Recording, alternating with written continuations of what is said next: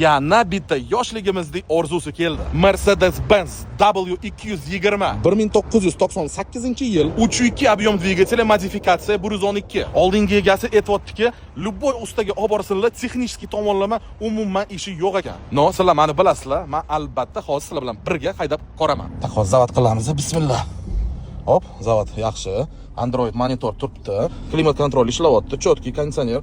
Oldida mana kamera olyapti, o'zini zapislari. Orqaga o'rganinglarda shu monitorda zadniy vid ko'rsatadi. Salon rangi seri bilan temno seri kombinatsiyada mana ko'rishinglar mumkin. Sostoyaniya yaxshi, lekin ko'rinib turibdi, tiktirilgan bu.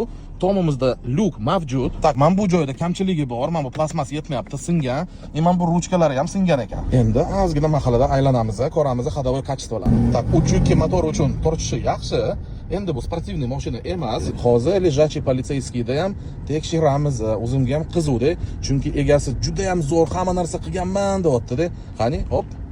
Hop, mashalloh. Zo'r ekan, chotki yuribdi. Hadovoyda menimcha ish topmasanglar kerak. Motor ishlashi ham juda zo'r. Korobka ham yaxshi o'tkazyapti. 1 2 3 4. Как положено, hammasi chotki.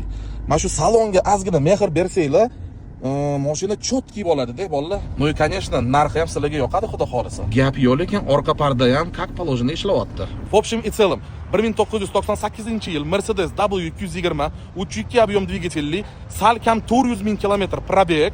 Narxiga keladigan bo'lsa 9500. Salonga ozgina mehr bersanglar, plasmas joylariga qolgani joy hadovoy korobka motor, xudo xolisa sarflamaysizlar. A также любой usta bilan maslahatlashib tekshirib olasizlar.